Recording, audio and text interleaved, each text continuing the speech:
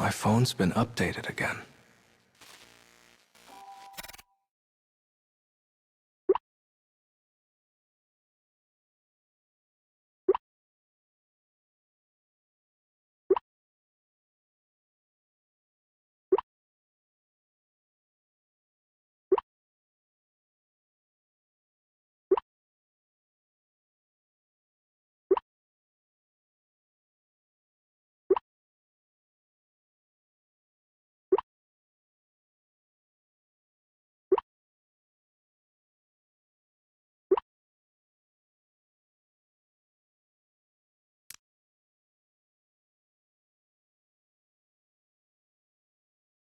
We'll find the last Luna fragment here, right? And then we have to say goodbye. Oh, I can feel the waterworks coming! Don't cry, Mama. He may go, but you'll always have me. No.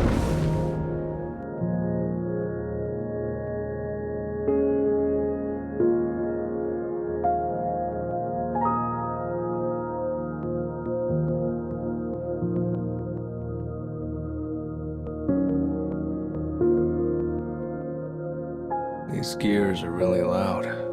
What? Your rear is proud? He said he loves you, Mumsy. Oh my god, stop.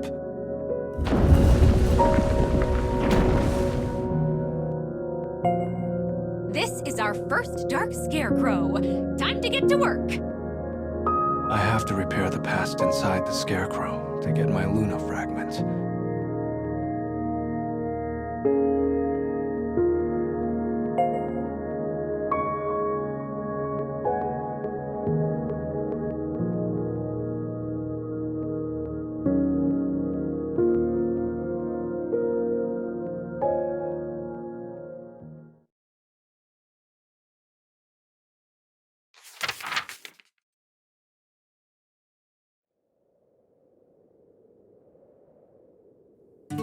Tonight, I weave for you the tale of a kingdom wreathed by sea and sand.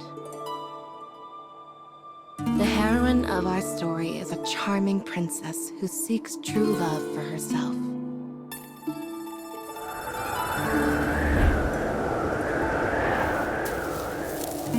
Rolling over both sea and desert, this kingdom thrives in trade.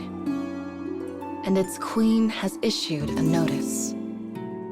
My beautiful princess no longer smiles. Any man who returns her joy may have her. The men in the courtyard queue in place, waiting to claim the princess for themselves.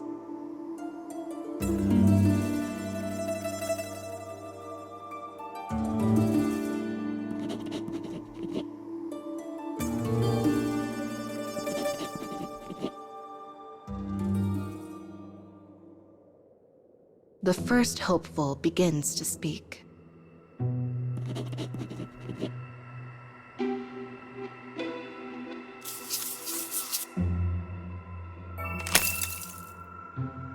But his words do not reach her. She does not smile.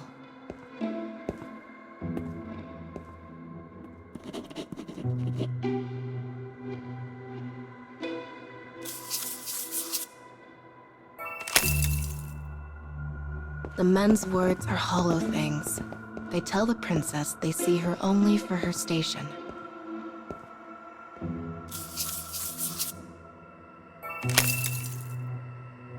But that error is not theirs alone. Indeed, all who live in the kingdom are blind. They cannot see the princess for who she truly is.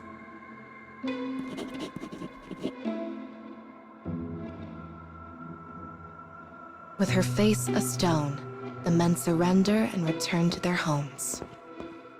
No one understands me, she sighs.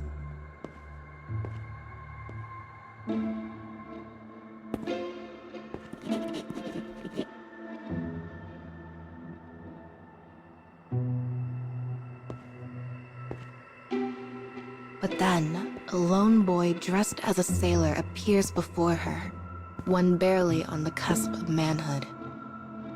He makes no mark on her, for today she has seen more strange men than there are stars in the sky.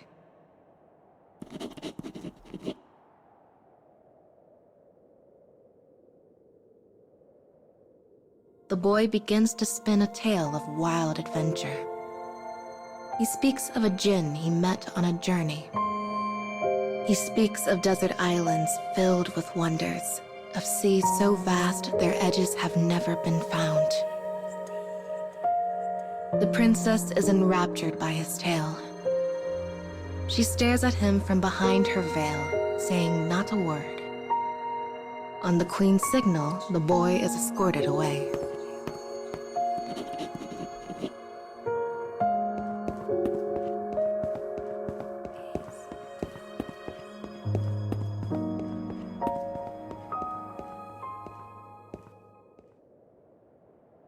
His voice grows distant, and silence soon returns to the palace.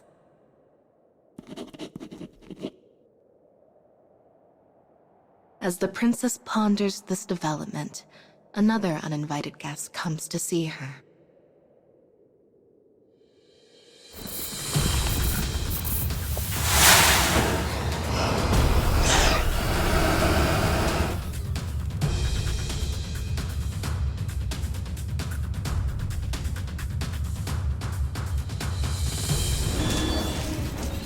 Let's press on through.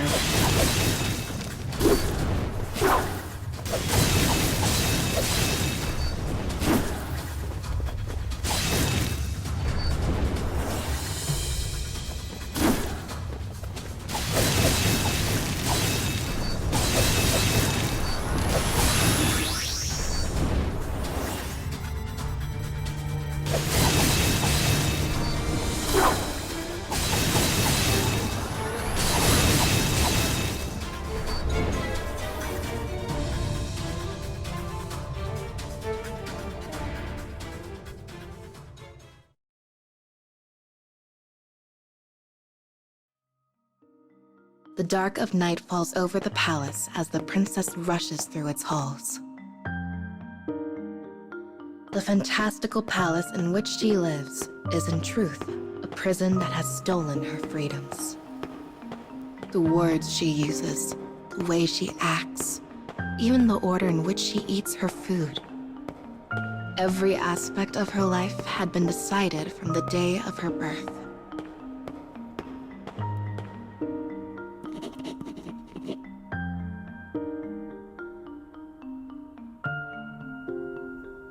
No one has ever seen the true me. None of the men, and not even that boy. Day after day, she plays the role of a demure princess. Unable to bear this curse, she eventually lost the will to smile.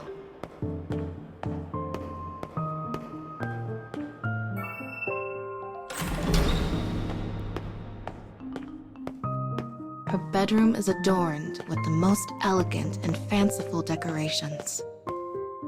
It is one of the few places she can find peace.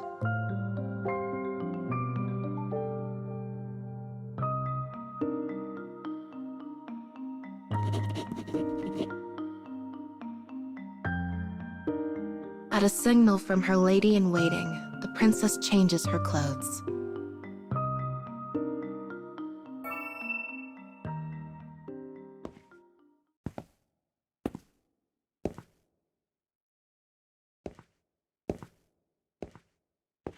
The moon once again emerges from behind the clouds.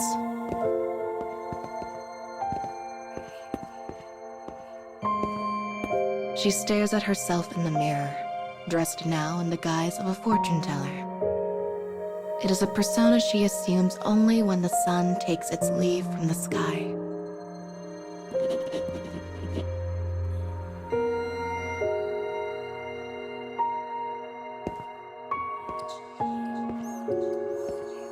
She orders her lady-in-waiting to keep watch, then slips from the palace without a sound.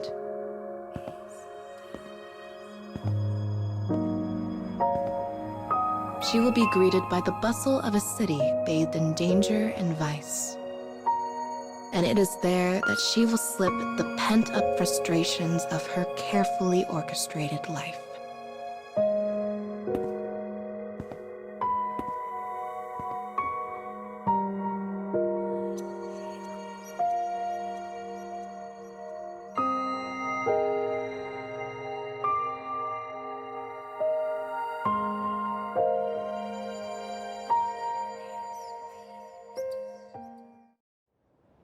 Oh.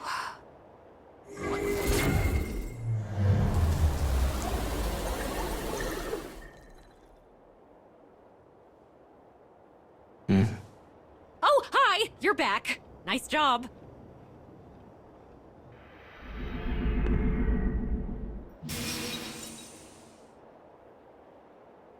This past took place in the same world as last time. I had my suspicions about that Desert Kingdom princess.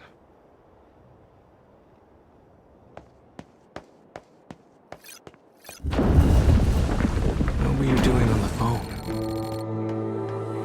What? Oh, She was sending messages to her precious babe. You know you can just talk to each other.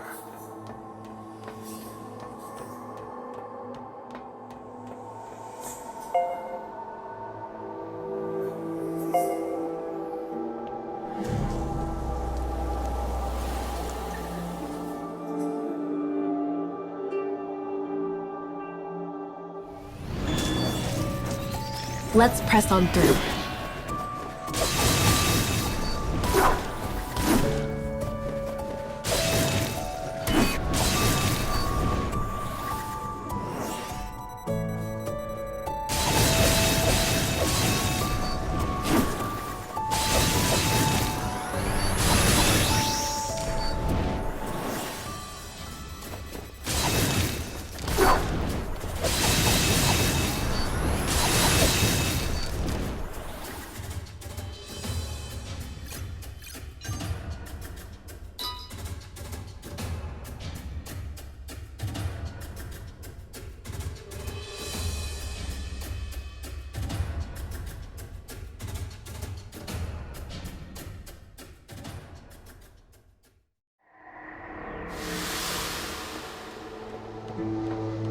goodness. There isn't much space up here. Are you scared, you? Strangely, no. Even though I'll be screwed if I miss a step.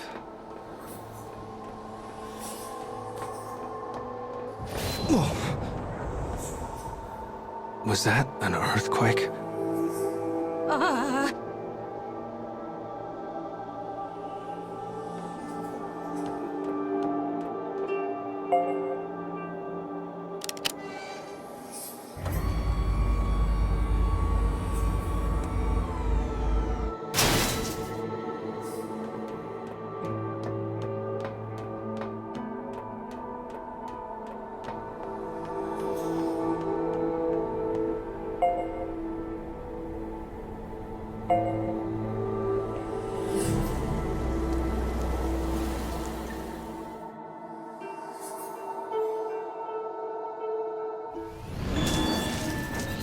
Let's press on through.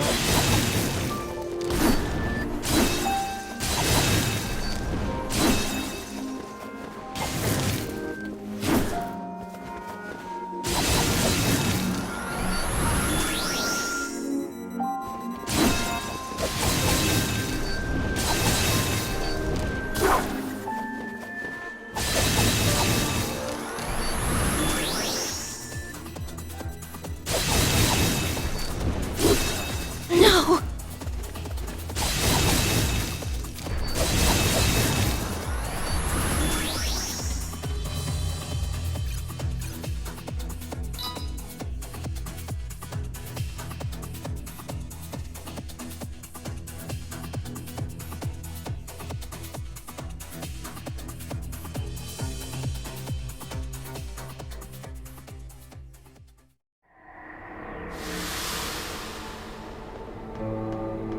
So, how about that princess's room, huh?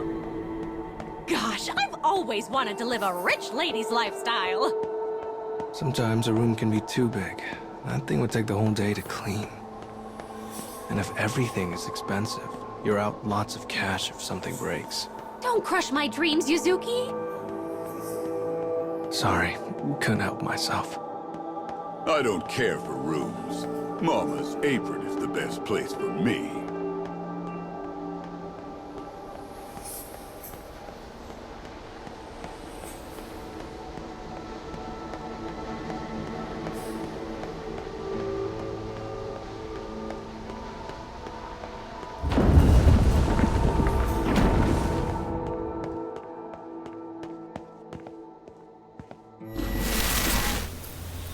That's... Damn it. I need to follow her. The floor is... Yuzuki!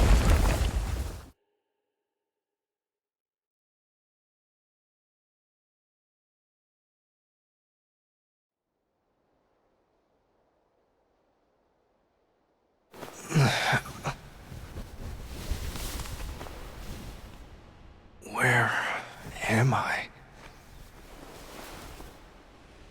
Did I fall underground?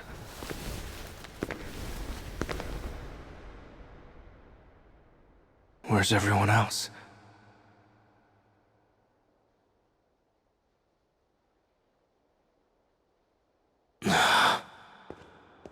Guess I'll keep going.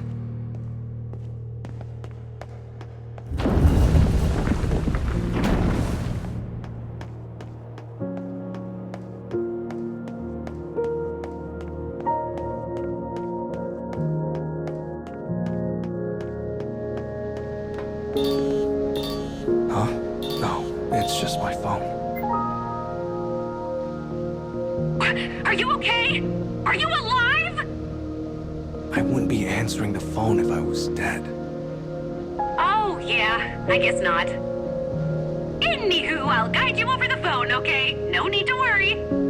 Thanks.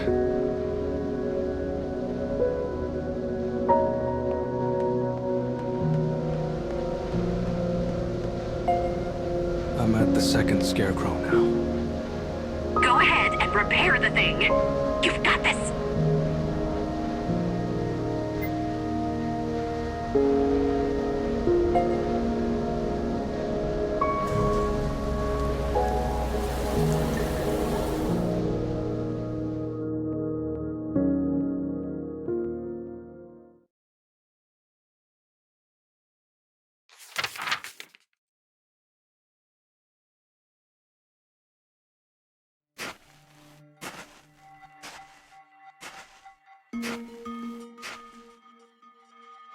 Every night, the princess slips out of the palace for her own amusement. She sits in a dim and dingy alleyway, one that lies forgotten by the people of the city.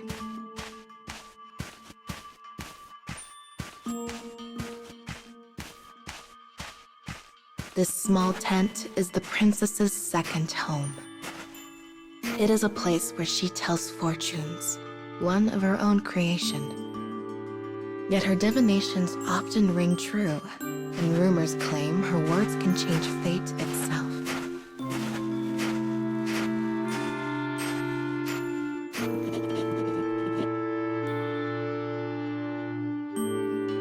She waves her hands over a crystal ball for her first couple of the night. Even as a child, the princess possessed a gift for fortunes. She sees the couple's fate in the crystal ball and prepares to speak it aloud.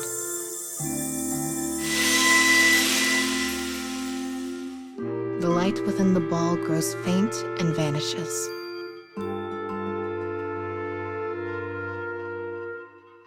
With an exaggerated inflection, she speaks. Your man is unfaithful. He spends his free nights prowling the city for new partners.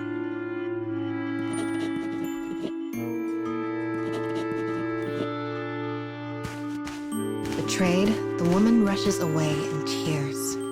The princess's divinations often tear seemingly happy couples apart. Whenever this occurs, she feels her melancholy ease.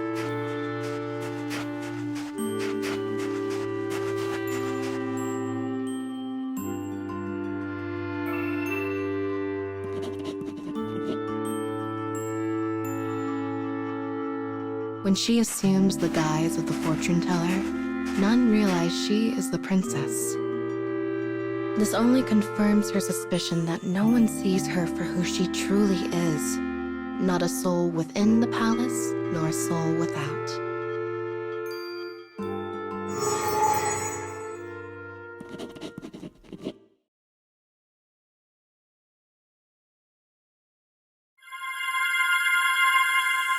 Another vision flickers to life in her crystal. She sees strangers peering into her world.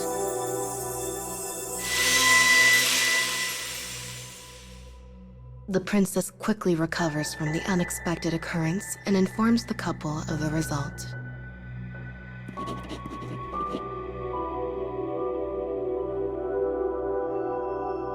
It is a dangerous game to toy with the heart of another.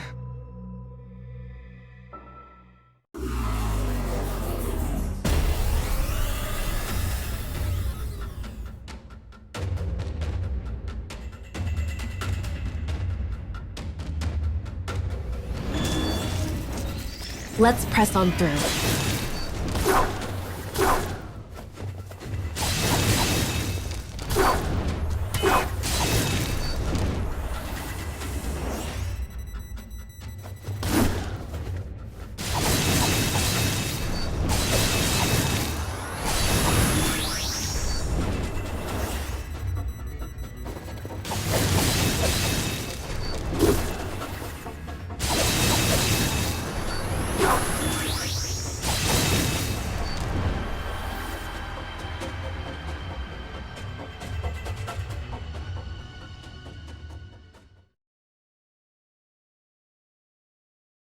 But be it as fortune teller or princess, the woman knows salvation will never come for her.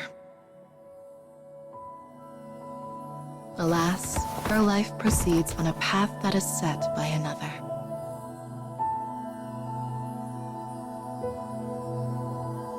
As the princess sits deep in thought, a familiar boy passes before her tent.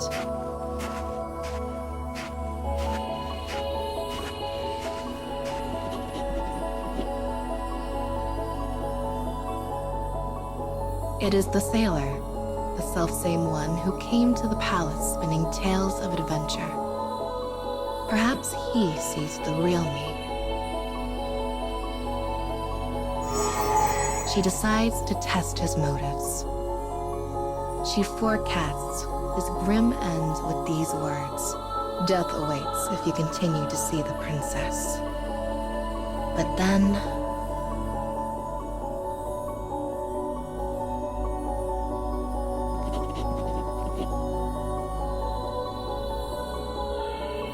the boy bursts into loud, innocent laughter. She watches him as he vanishes into the thick of the crowd.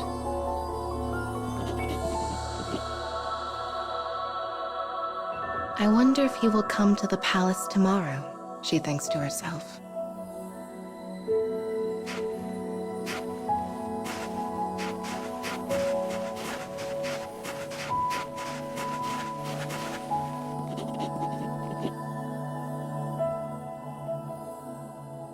And as she slowly makes her way home, she finds her steps to be lighter than usual.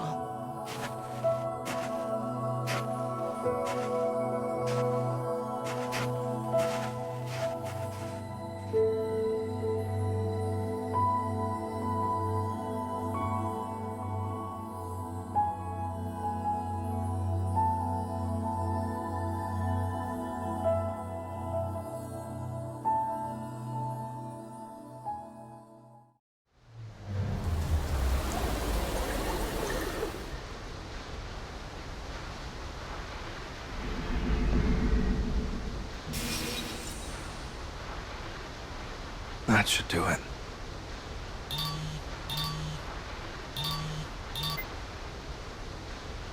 All All done?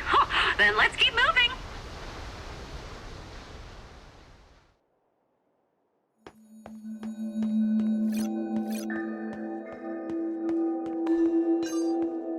Dead end.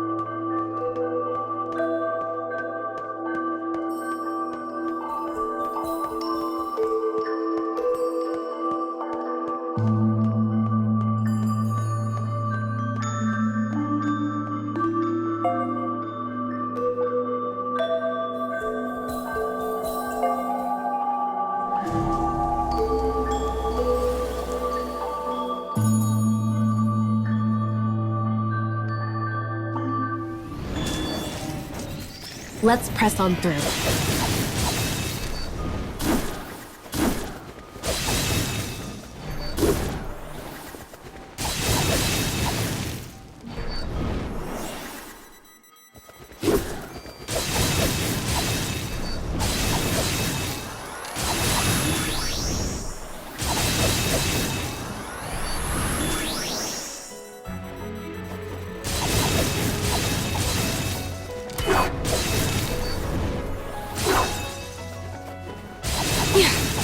Go down!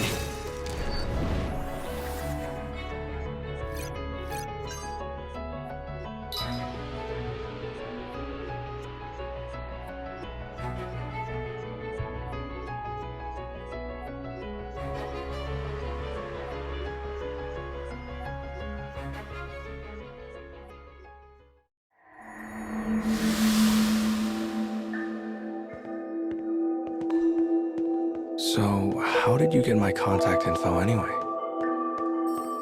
What? Oh,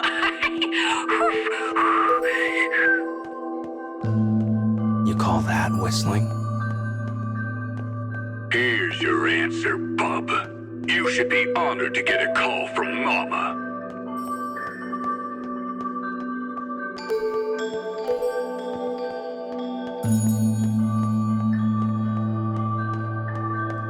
I can't go this way.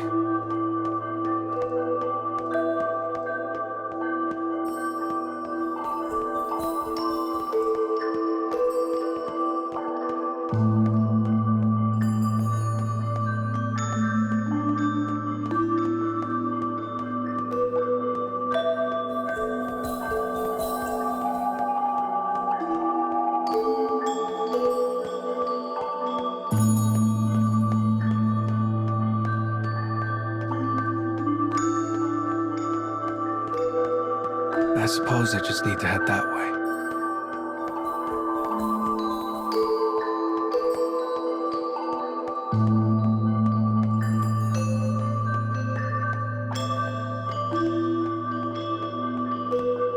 This is a pretty simple maze.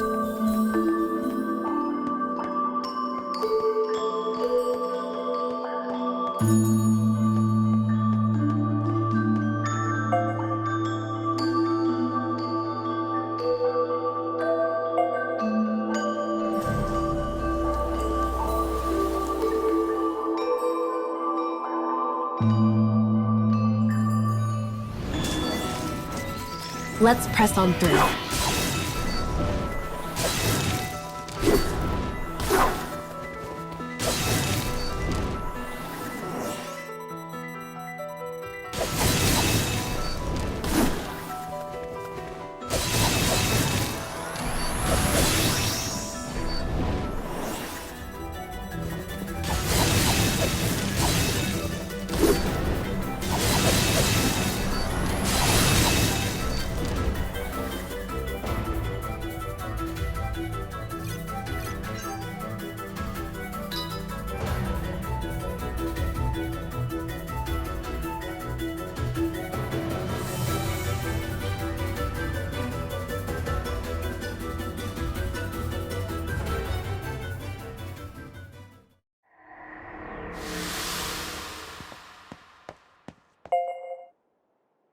There's a bird statue here. Ooh, poke it! Poke it!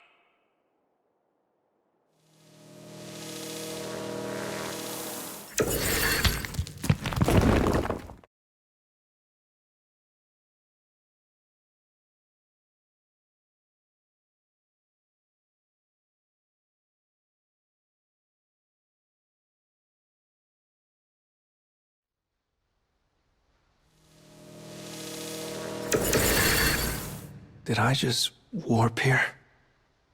Yuzuki, your little dot thingy just poofed off the map! What are you talking about? Just keep going, kid.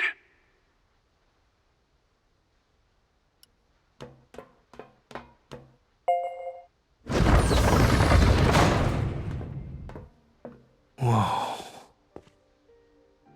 These flowers are glowing. Something about this place feels so sad.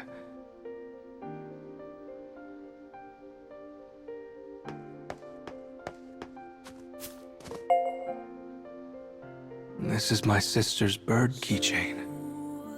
She loved this thing. Always kept it clipped to her school bag.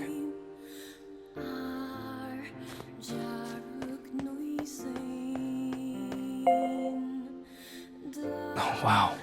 This is Mom's wallet. My sister and I bought her this as a present.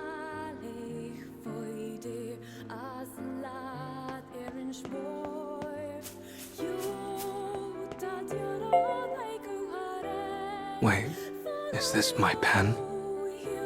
My sister and I would always try to see who could spin pens the longest.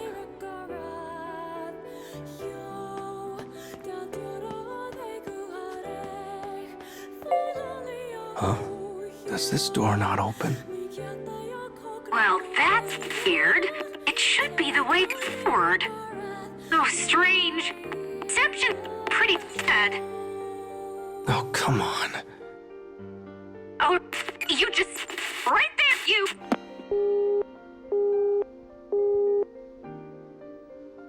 The call cut out.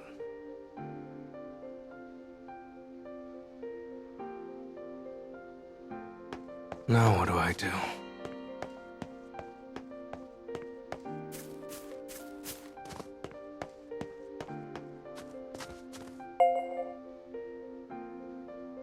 Guess I'll take a break here. Don't mind if I do.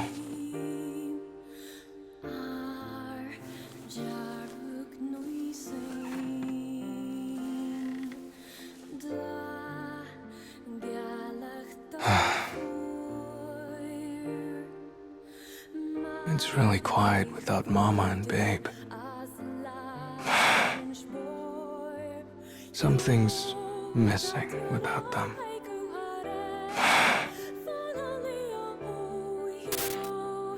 Isn't it about time you wake up? A quiet voice rouses me from a deep and dreamless sleep. As I fight my way to wakefulness, I find myself in a sleeping bag inside a tent. I'm in the campground my family used to visit. It's late. The sky is clear, the air brisk. I used to use my father's telescope to gaze at the beautiful jewels in the sky. Though I rarely said anything, I always found myself wanting to go on and on about the stars. Whenever I mentioned a star's name, Mom would compliment me, and my sister would make a face like she was annoyed I got it first. It made me feel like I was the center of the world, just like the moon is the center of the night sky. It's now a memory I keep locked deep inside my heart. Later, much later, my family changed. As Mom started racking up debt, Dad became violent. Her usual calm expression was now twisted into a permanent grimace of anguish. The reality of that was terrifying, and I started spending as much time away from home as possible. As my family fell apart around me, I found myself bemoaning my misfortune. My days were a long, dark tunnel with no end, and all I could do was keep walking forward. And though I prayed someone would offer a hand of salvation, I knew it would never come.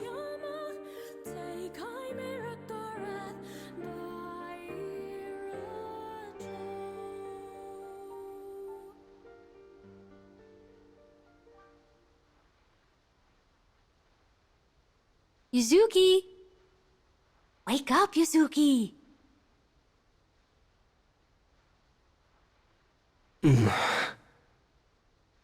Guess I fell asleep. Gosh, you're such a little sleepyhead. You were snoring like a babe. Mama? Babe, how did you get here? There's nowhere you can go where I won't find you. You know how hard it was to knock down all those walls to get here? Well then. Now that we're a trio again, let's get back to work.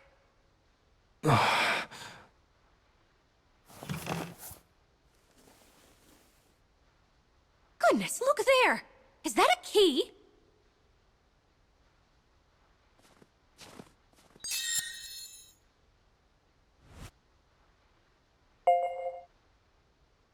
I wonder if it'll open the door in the back.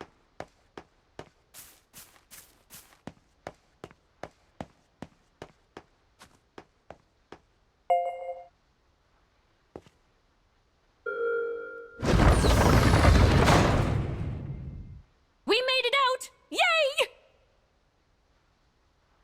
Admit it, kid. You were lonely without us, right?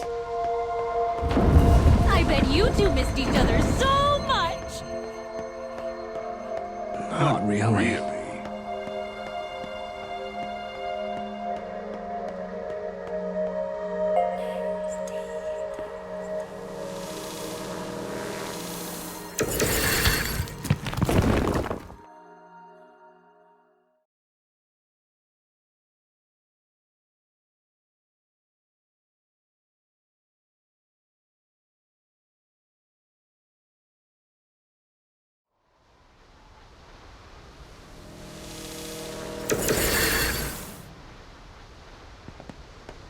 We're finally at the next scarecrow.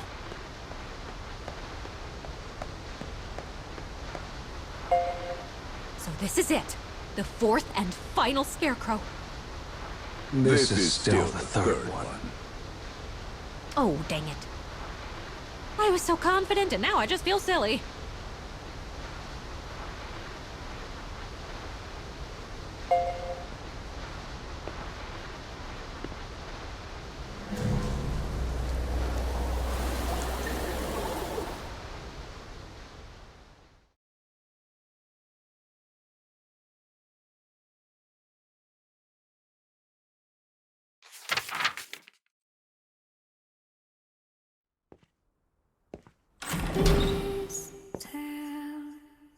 The light of the sun gently illuminates the princess as it awakens from slumber. Though she warned the sailor boy of his fate, continues to come see her. She knows he will be back again today.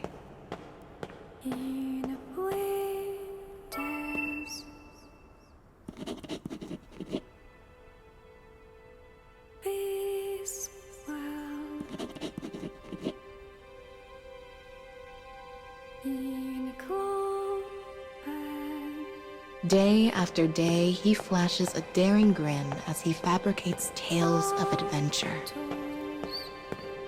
He wants so badly to see her smile.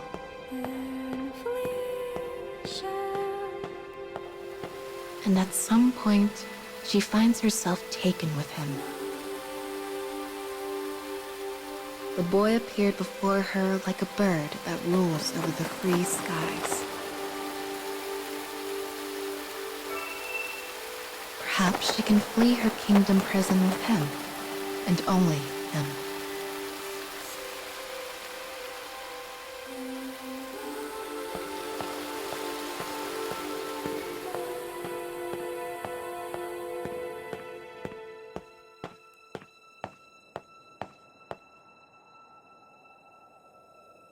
She arrives in the palace courtyard.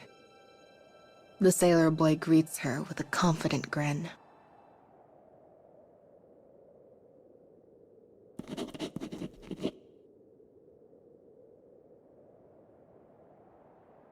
She stares at him from behind her veil. She can feel him looking at her. Not her riches, not her status, her. Yet though she so desperately wants to believe his heart to be true, she cannot shake her doubts.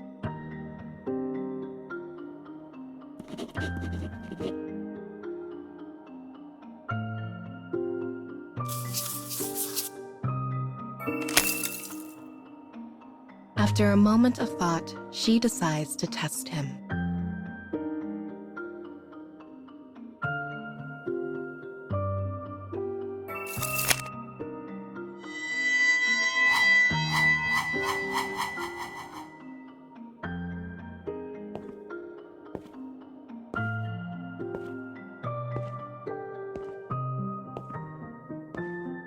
She walks toward him.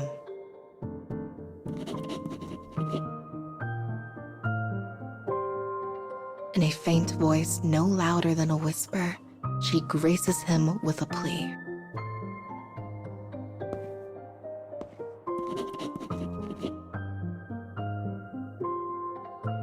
Elated, he leaves the palace, thinking to have finally obtained the princess's heart for himself. But she knows the truth. When they next meet, it will be clear if he truly sees her or not. Alas, there is a demon whose sharp eyes see through the princess's intentions.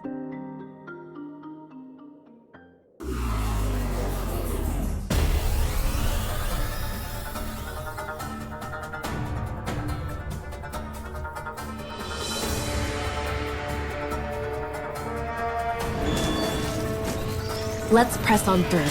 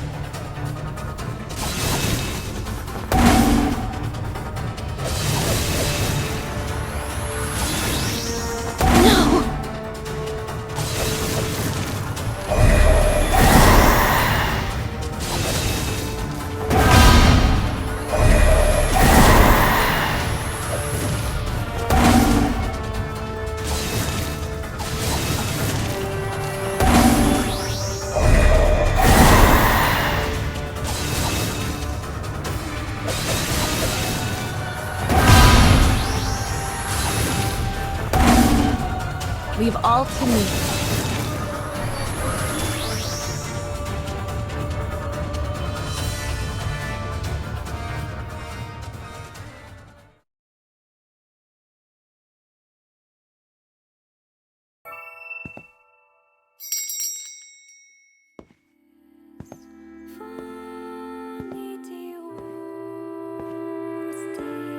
The princess and fortune teller stand together in her room.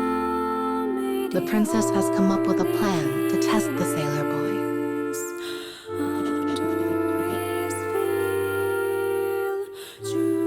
Will he see the rich clothes of her lady-in-waiting and assume she is his prize?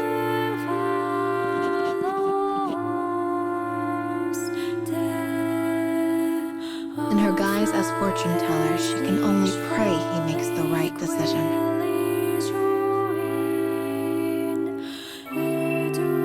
Concealing herself, she waits. At last, the sailor comes to the princess's room. As the scene unfolds, her heart sinks in her chest.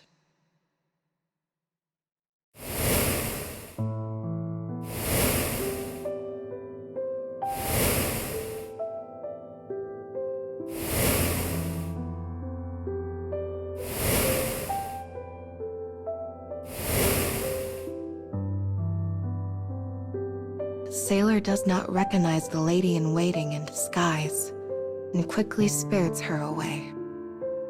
The sailor boy is just another grain of sand in an uncaring desert. And short-lived as it was, the princess curses herself for permitting her heart to feel joy.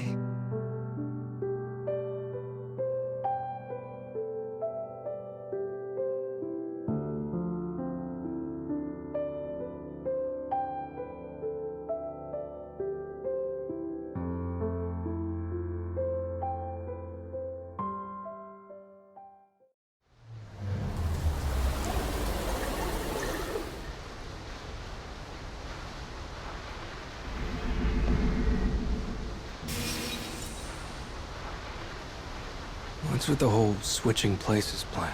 It's so roundabout. I mean, you've had crushes before, right, you? Sometimes you just gotta get in their heads. Well, I guess so.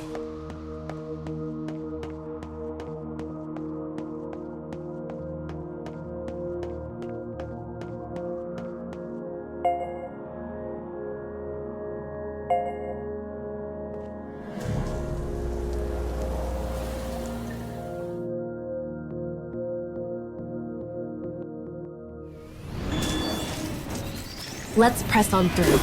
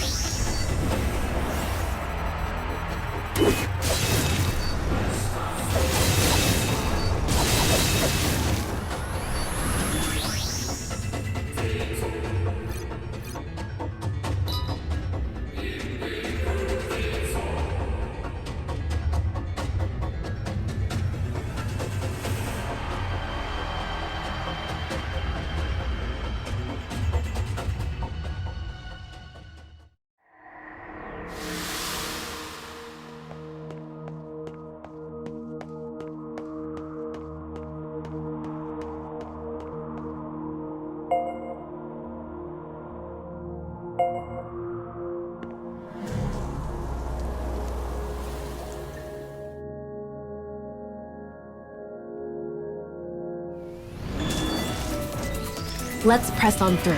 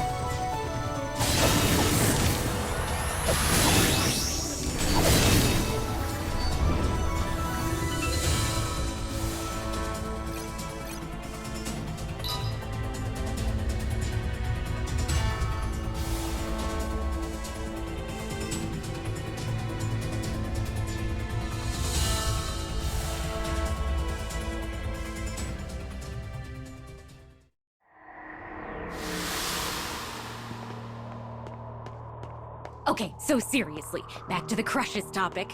Who's on your mind, you? What a load of bullplop. How dare you cheat on Mama? Oh my gosh, I need to know more! We are not having this conversation.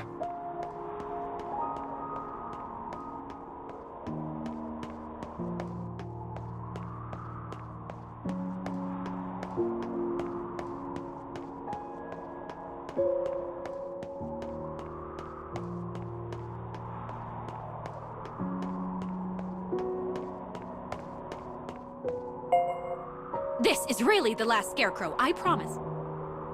Time to see what kind of ending awaits those two.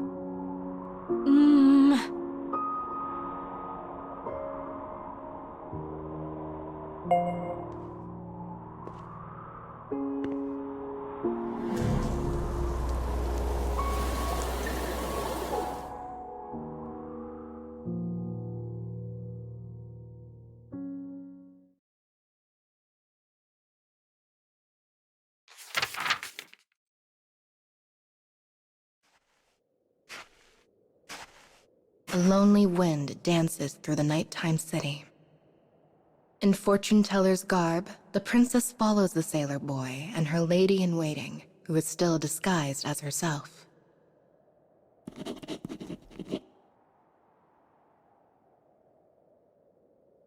She orders her guards to kill the sailor. For what meaning has his life if he does not see her for who she truly is? She thinks back on the day they first met.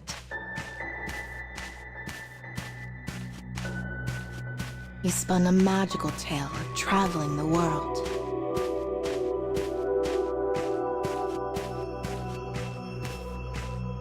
From the day of her birth, the princess has been bound to the stone that is her kingdom.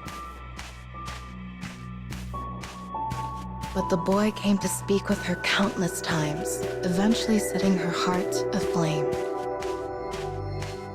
She had so desperately wished to fly to freedom with him.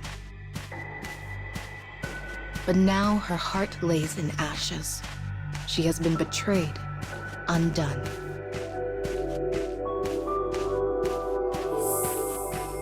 It has been a long time since she smelled the salt of the sea.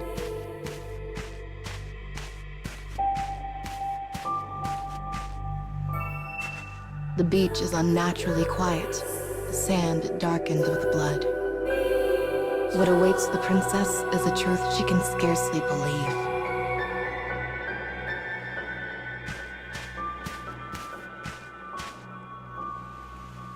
The sailor boy is protecting her disguised lady-in-waiting.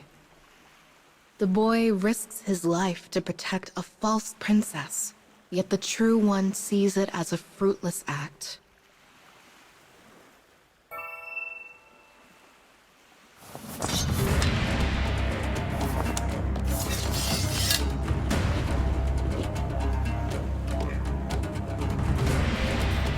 I am the princess, but her silent scream echoes only in her mind.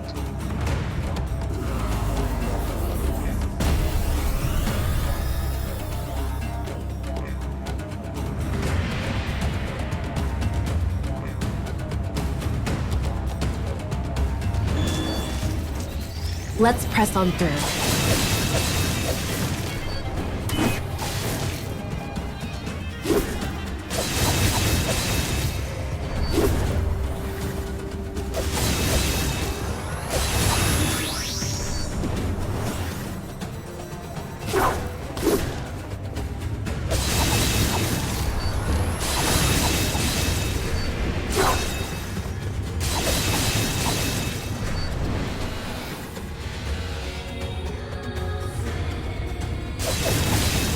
Go down!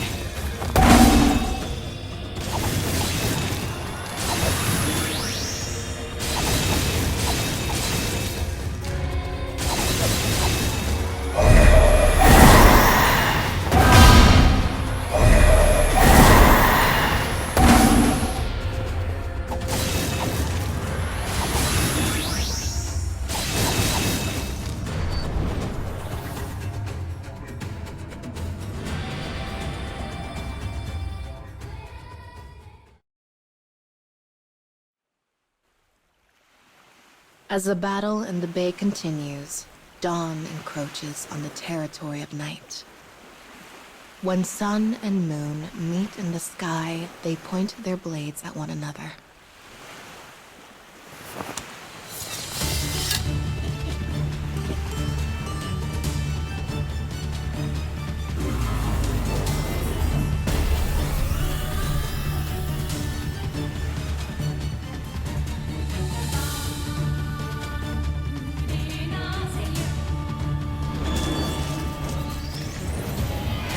You have the princess! You know nothing of the princess. You do not see her true self. Nonsense. I'm the only one who can make her smile. Don't stand in the way of our freedom! Why? I wanted you to look at me and only me, yet my wish never came true! Why?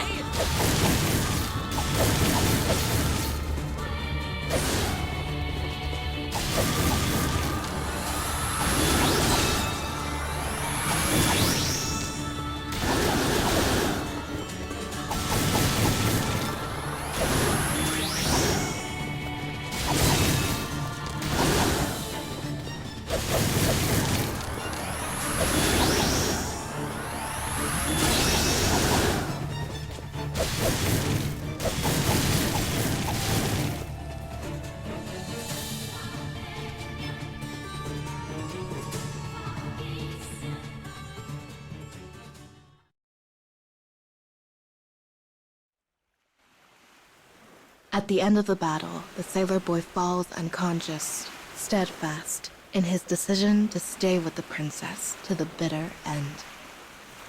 Though the princess finds her will to live fading, one last idea comes to her. She will set to sea with the boy, and they will slip the mortal coil as one.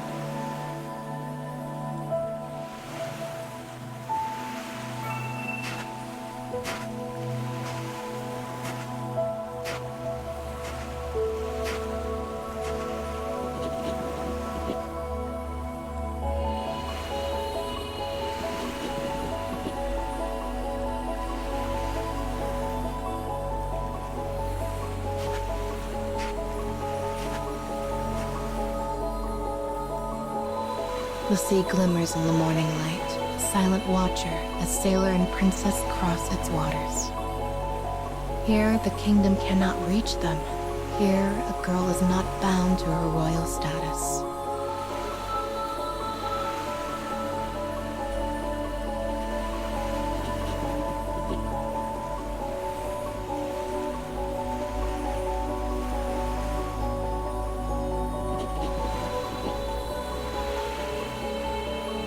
As the sailor awakens, his expression twists into one of hatred.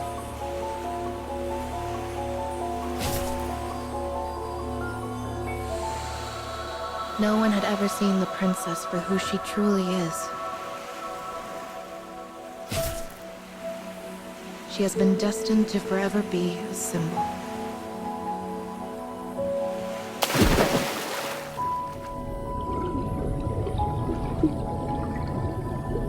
Yet before her stands a mere boy who only wanted the princess's smile for himself.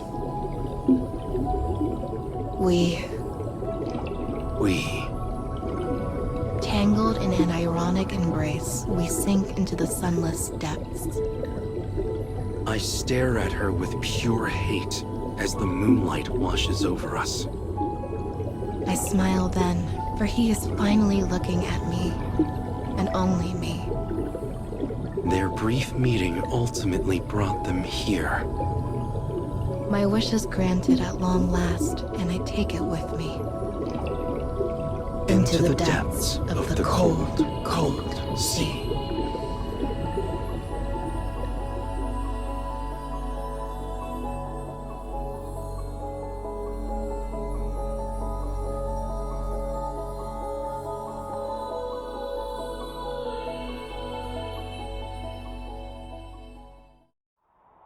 Oh.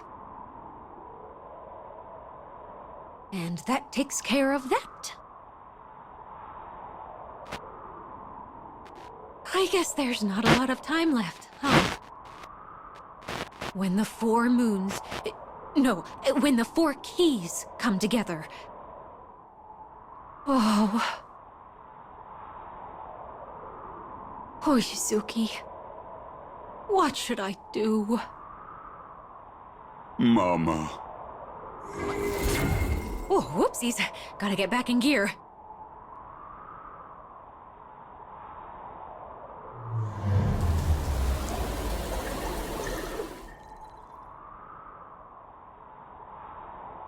I guess their wishes came true in the end. In a way. Still, can't say it ended well for them. Okay then! You've done so well repairing everything.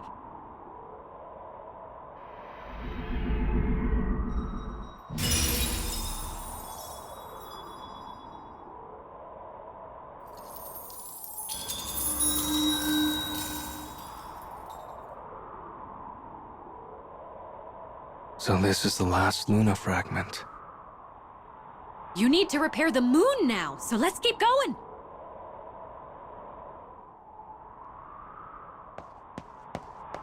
The moon has the power to make people's wishes come true, right? So once I fix it,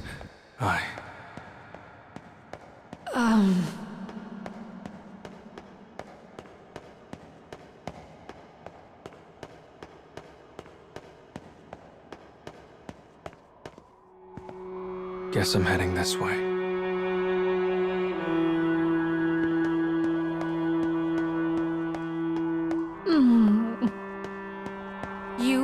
Let's say someone had to be sacrificed for you to complete your objective. If push came to shove, what would you do?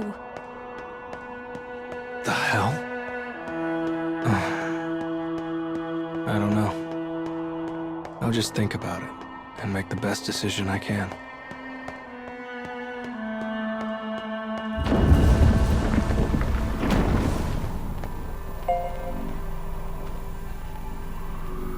Next is my own past. Making wishes a reality will always come with a price. Are you sure you're prepared?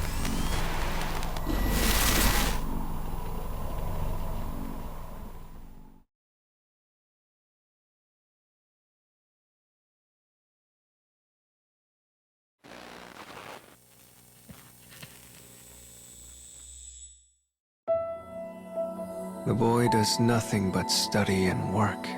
Study and work. Study and work. The stress of his routine weighs on him. It is a burden he should not have to bear. The physician told him how much time his mother had left, as well as how they might save her. And so, he finally arrives at a great decision. One taken to preserve his tiny sliver of happiness.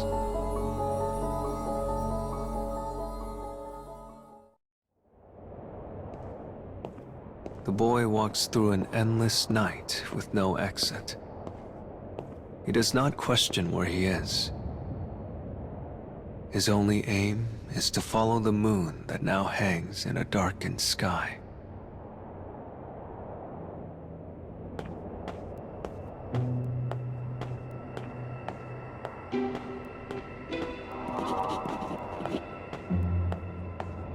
He is close to death. He knows this. It is the only memory he has left. And knowing the end is close, he attempts to reach out to everyone he comes across.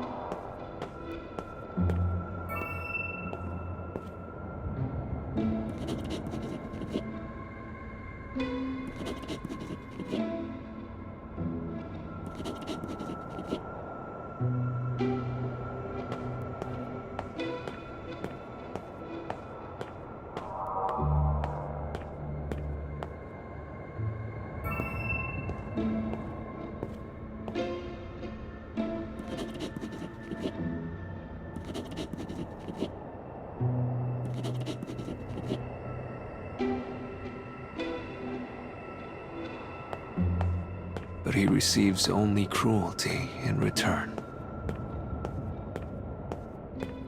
Sensing he has no place to call his own in this life, his legs slowly grind to a halt.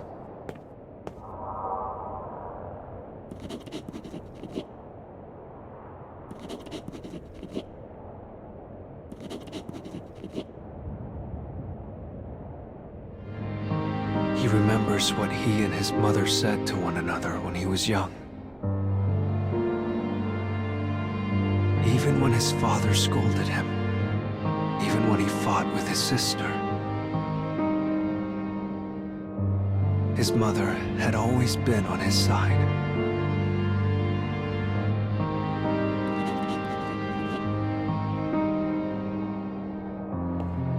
Once again, he begins to walk. The moon shimmers, illuminating the path. It is his guide, a lamp in the darkness, so he might save his mother who now hovers between life and death.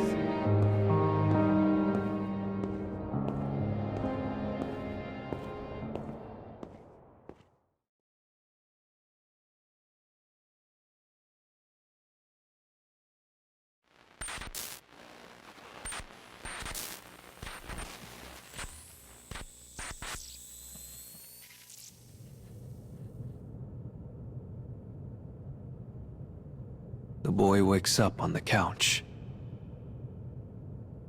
The room is dim, the curtains drawn. The only sound is the dull hum of a refrigerator.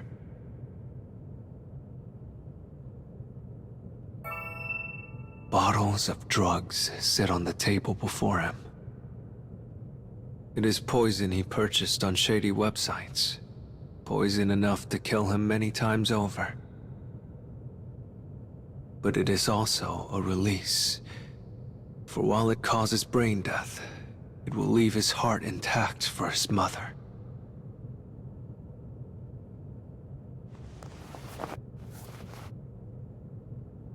Yet his body is not eager to embrace this plan. And for a while, he had lost consciousness.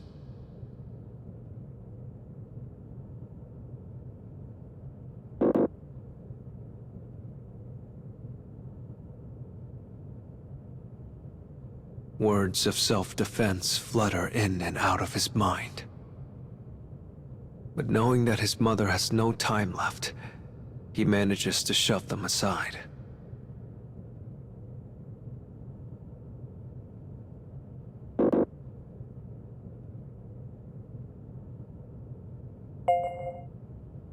His rational mind suppresses his will to survive, and he brings the drugs to his mouth.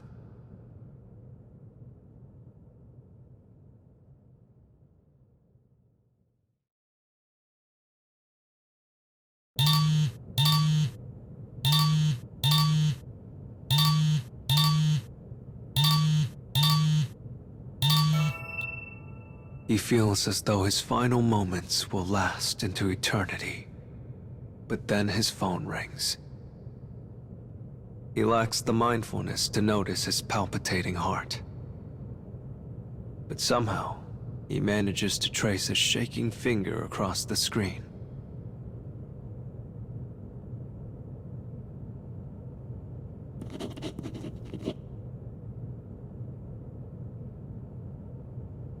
The call that saved his life was from the hospital where his mother is admitted.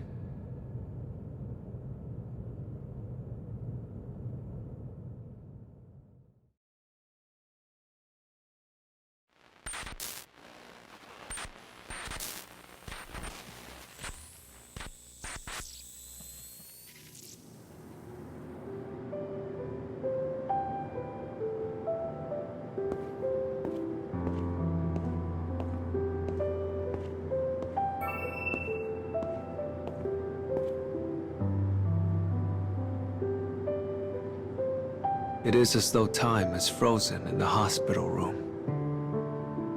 The light filtering in through the window bathes his mother's gaunt features in an ethereal pallor.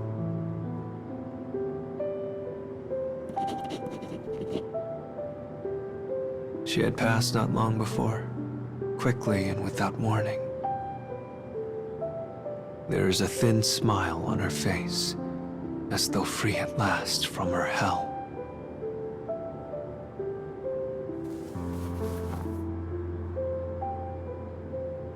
The boy attempts to muffle his sobs, trying not to give voice to the wail that threatens to consume him. He has lost his last remaining beam of moonlight. And now, he can only hold tight to the shell of what used to be his mother.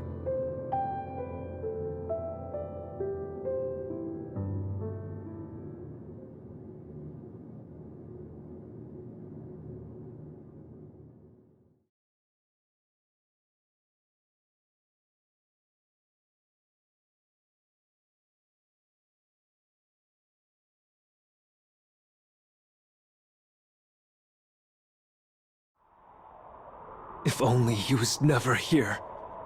If only...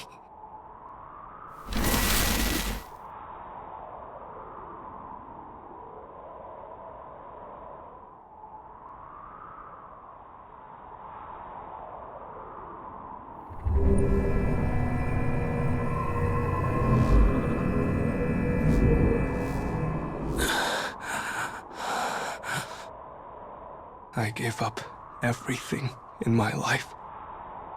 I didn't need or care about anything unless it helped Mom. But then... damn it. Yuzuki... Let's keep going. Once you repair the moon, I'm sure your past will...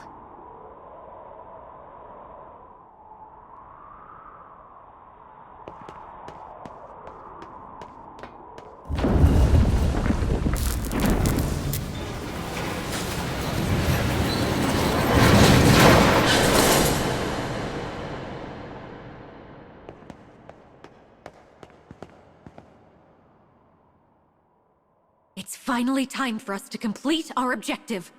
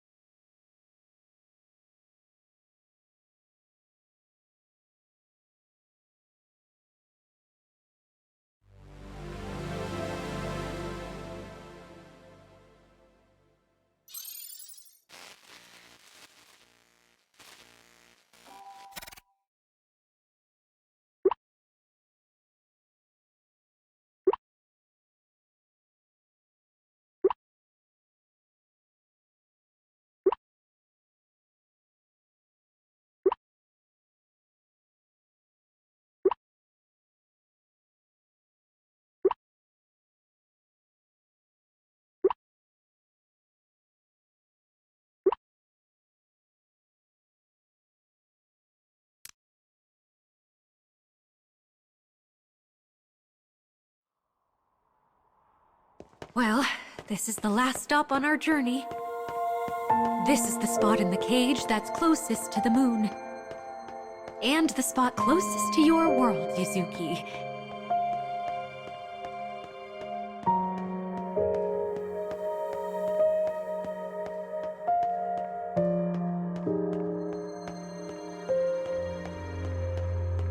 Gosh, we've been through so much together, haven't we?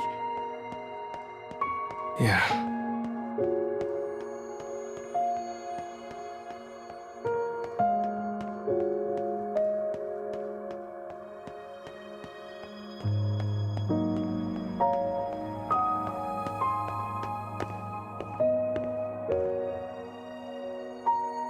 Never thought I'd get this close to the moon. Yuzuki, to tell you the truth... Oh, never mind me. It's nothing. Come on, you. This way.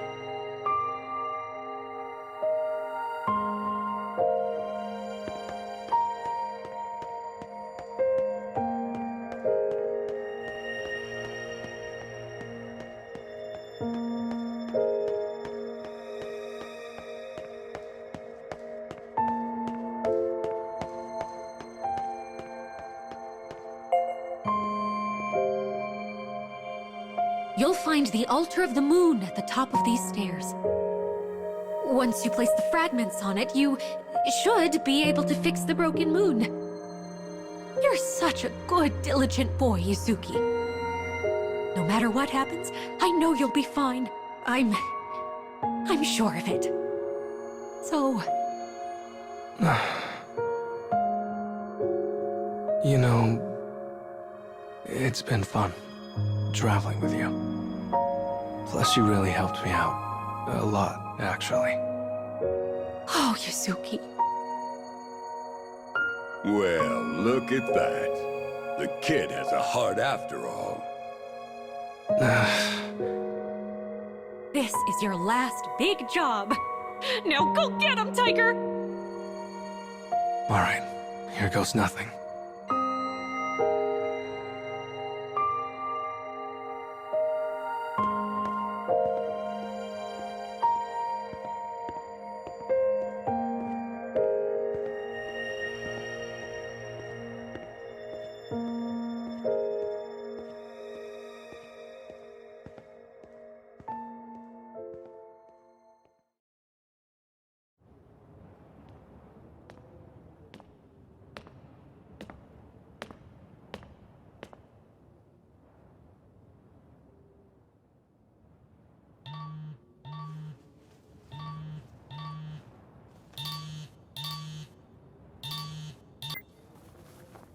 Yuzuki?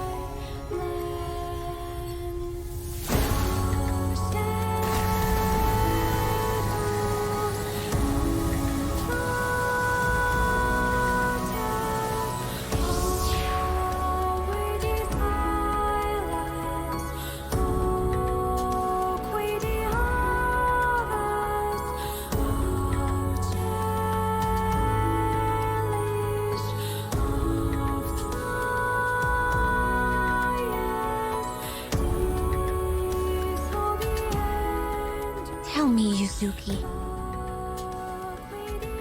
How do you want to change your past?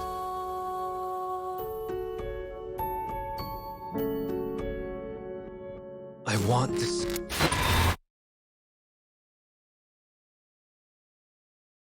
So the time has finally arrived, Yuzuki. Hina, it's time for your wish to come true.